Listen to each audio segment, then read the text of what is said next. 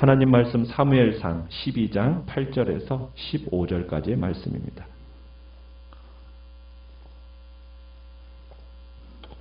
사무엘상 12장 8절에서 15절까지의 말씀을 교독하겠습니다. 8절입니다. 야곱이 애굽에 들어간 후 너희 조상들이 여호와께 부르짖음에 여호와께서 모세와 아론을 보내사 그 두 사람으로 너희 조상들을 애굽에서 인도해내어 이곳에 살게 하셨으나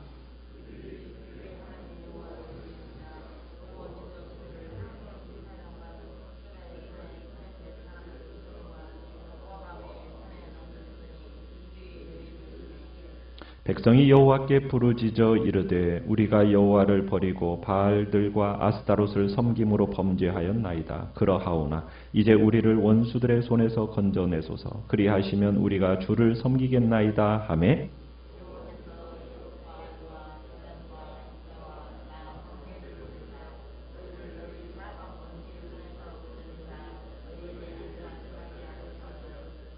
너희가 암몬 자손의 왕 나하스가 너희를 치러옴을 보고 너희의 하나님 여호와께서는 너희의 왕이 되심에도 불구하고 너희가 내게 이르기를 아니라 우리를 다스릴 왕이 있어야 하겠다 하였도다.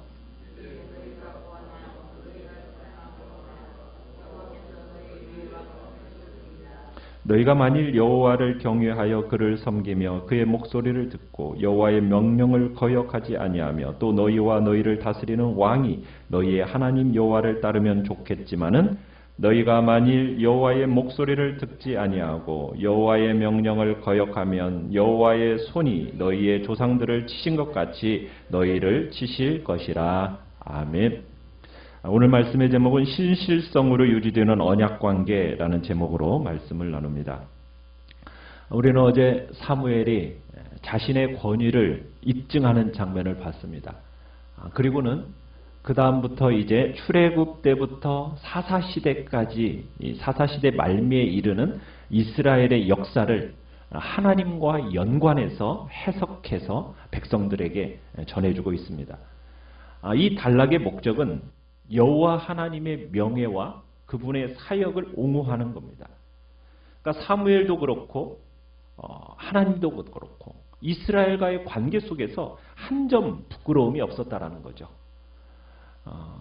전혀 하나님은 이스라엘과의 관계 속에서 잘못이 없었다라는 것을 강조하고 있습니다. 그러면서 이스라엘이 지금 왕정 제도를 도입하게 되는데 이 너희들이 지금 이 왕정 제도를 도입하는 이유는 사무엘이 직무유기를 해서나 하나님이 직무유기를 해서 일어난 일이 아니라는 거죠. 하나님도 사무엘도 강하게 반대했음에도 불구하고 이 이스라엘이 단순히 자신들의 편의를 도모하기 위해서 생긴 것이 바로 이 왕정 제도라는 것을 알리고자 지금 사무엘이 이 이야기를 하고 있는 겁니다. 자, 사무엘이 지금 지나온 역사를 회상하면서 역사 속에서 이스라엘의 구원자이신 하나님, 그분이 어떠한 분이셨는지에 대한 공의를 선포하는 것을 우리가 보게 됩니다. 자, 8절에 가보시면은 이스라엘의 조상들이 애굽에 들어간 때부터 사사시대인 당시까지 역사 가운데 이스라엘은 늘 뭘 했다고 얘기하고 있냐면 8절에 부르짖음에 그렇게 되어 있죠. 부르짖음에. 자, 여호와 하나님께 부르짖으면 하나님은 어떻게 하셨습니까? 이 하나님의 구원을 이 백성들은 항상 9절에 보면 잊었다 이렇게 해요. 잊었다. 여호와를 잊었다. 그리고 그 고난을 하나님이 그러면 어떻게 하세요? 주시죠. 주시면은 10절에 백성이 여호와께 뭐예요? 부르짖죠. 그러면 하나님은 어떻게 하십니까? 11절에 가보면 보내셔서 어떻게 합니까? 건져내셔서 너희에게 안전하게 살게 하셨다. 하나님은 어떤 하나님이냐? 구원의 하나님이셨다라는 거죠. 그러니까 사무엘은 지금 자신의 공적인 사역을 다 내려놓으면서 역사를 추적해가면서 위기에 처한 이스라엘 백성들의 그 부르짖음을 듣고 공의와 은혜로 구원하시는 하나님이다. 그분이 진정한 왕이 바로 하나님이시다라는 것을 지금 거듭거듭 강조하고 있는 겁니다. 그러니까 사무엘은 출애굽 이후 광야 생활 중에서도 하나님은 이스라엘에게 언약에 신실하셨다라는 거예요. 사사 시대에 그들은 이방신들을 섬기다가 여호와께 부르짖기만 하면 하나님은 어떻게 하셨어요? 사사들을 세우셔서 이들에게 응답하셨다. 지금 이렇게 주장하고 있는 겁니다. 특별히 지금 사무엘이 어느 시대를 특별히 부각시키고 있습니까? 사사 시대를 부각시키고 있는 것은 이 시대를 지나는 동안에 지금 이스라엘이 하나님 앞에 끊임없이 반역을 했거든요. 그러면 그 반역한 이스라엘을 하나님이 어떻게 하셨어요? 이방인들의 손에 넘겨주셨죠. 그러면 넘겨주셨지만 그들이 힘들다고 하나님께 부르짖을 때마다 하나님은 어떻게 하셨어요? 한 번도 외면하지 아니하시고 마다하지 아니하시고 그들을 구원하셨다라는 것을 강조하고 있습니다. 상습적으로 반역했어요. 그럴 때에도 하나님은 신의 산에서 그들과 맺었던 언약, 너희들이 부르짖으면 내가 응답하리라, 그 약속을 하나님은 신실하게 지키셨다라는 거예요. 그러니까 사무엘의 연설에서는 어떻게 보면은 사사시대가 어떤 시대입니까? 가장 어둡고 절망적인 시대잖아요. 그런 시대 속에서도 하나님은 어떻게 하셨다? 신실하게 너희를 대하셨다. 그렇다면 굳이 이 순간 왕을 세울 필요가 있느냐? 지금 이 비난이 이 속에는 내포되어 있는 겁니다. 지금 이 서술에서 핵심적인 내용은 모든 걸 하나님이 하셨다는 거죠. 모든 구원의 과정 속에서 지금까지 하나님이 철저하게 이끌어오셨고 하나님이 구원하셨고 하나님이 보호하셨고 하나님이 안위하셨다. 지금 하나님이 그렇게 왕으로서 어떻게 보면 지금까지 이렇게 해오셨다라는 거예요. 11절에 가보면 네 사람의 이름이 나오죠. 자, 네 사람 전부 누구입니까? 사사들이에요. 사사들. 여룻바알은 누구를 얘기하는 겁니까? 기드온을 얘기하는 거죠. 자, 베단은 누구를 얘기합니까? 바락입니다. 그리고 입다, 사무엘, 전부 사사입니다. 이 네 인물의 공통점이 무엇이겠어요? 사람에게 초점이 있지 않습니다. 하나님이 이 사람들을 통해서 친히 역사하셔서 어둠을 걷어내시고 병든 역사를 뚫어내셨다. 이것을 지금 강조하고 있어요. 그러니까 지금 사무엘은 이 사사시대를 특별하게 더 부각시키면서 끊임없이 죄를 짓고 반역하고 배반함에도 불구하고 구원받을 만한 자격이 없음에도 불구하고 그들이 회개하고 부르짖기만 하면 그들을 용서하셨다라는 것을 지금 강조하고 있는 겁니다. 그러면서 이제 어디와 연결을 시키느냐면 12절에 가보면 사무엘이 암몬 왕 나하스와의 싸움과 연결을 시킵니다. 이번에도 어떻게 보면 부르짖으면 하나님이 어떻게 해주시겠어요? 응답하신다는 그 언약 관계가 어떻게 보면 적용될 수 있었어요. 그럼에도 불구하고 그들은 뭘 요구하고 있습니까? 여호와께서 너희의 왕이 되심에도 불구하고 너희는 어떻게 했다고요?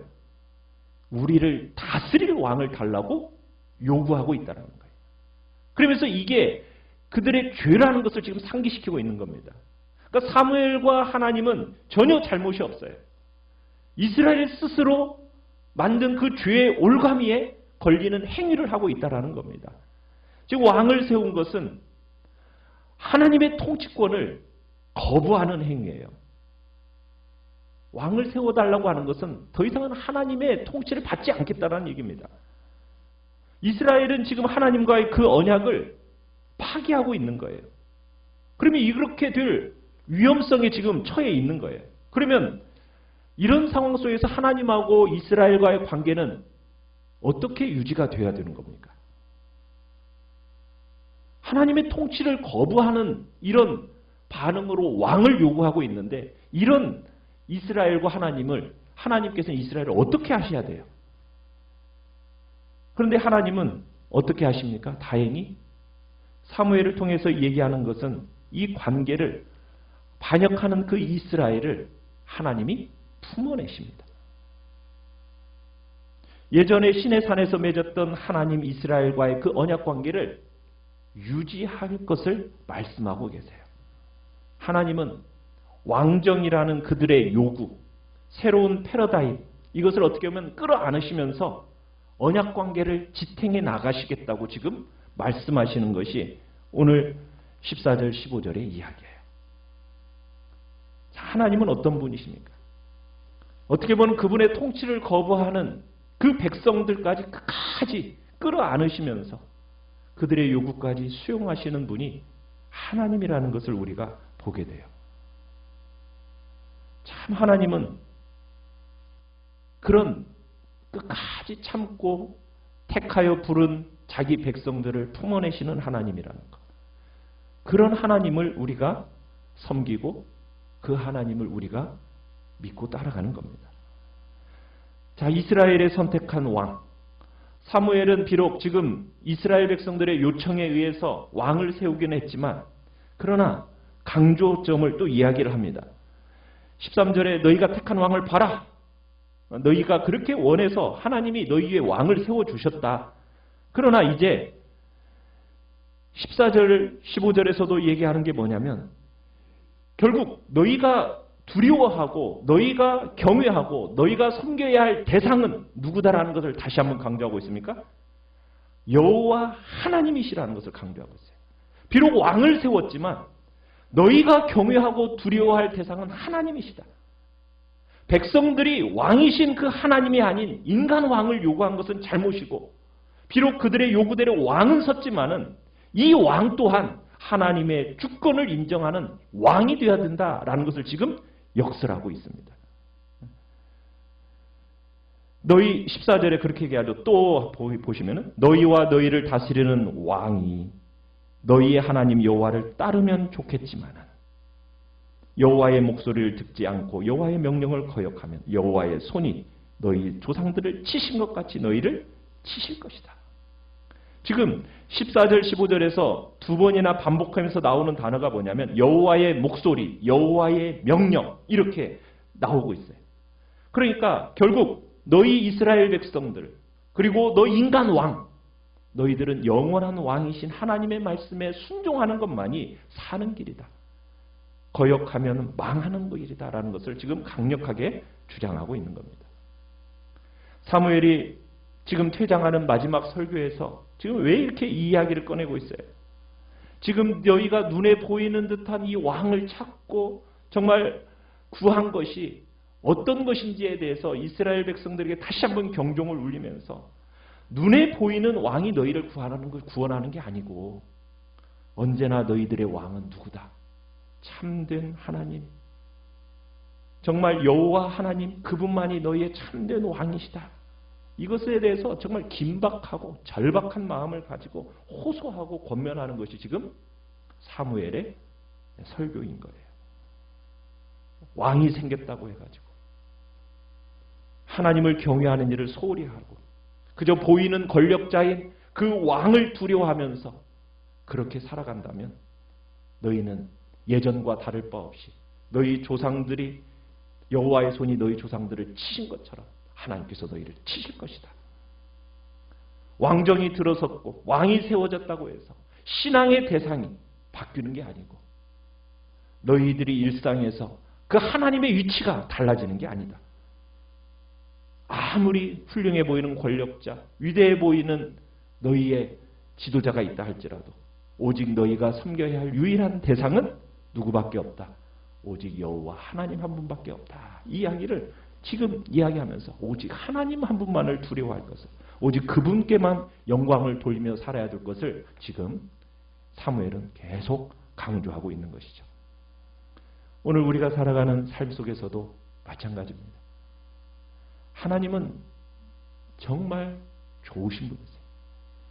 우리는 허물과 죄 가운데 배반하고 반역하고 끊임없이 하나님을 향하여 그렇게 나아가도 끝까지 품어내시는 분이 하나님이시라는 것을 우리는 기억하고 그 하나님의 언약 백성으로 내가 서 있다라는 것을 정말 감사하고 감격해하면서 내가 하나님의 자녀된 그 백성으로서 그런 존재로 서 있다라는 것을 다시 한번 마음속에 깊이 묵상하면서 감사해야 하고 그에 걸맞는 백성으로서 내가 살아가겠다고 오직 여호와 하나님 그분만이 나의 참된 왕이시고 그분의 말씀과 명령에 온전히 순종하는 자로서만 내가 서겠다라고 이 시간 주님 앞에 결단하면서 말씀 속에 순종의 길로 걸어가시기를 간절히 축원합니다. 말합니다.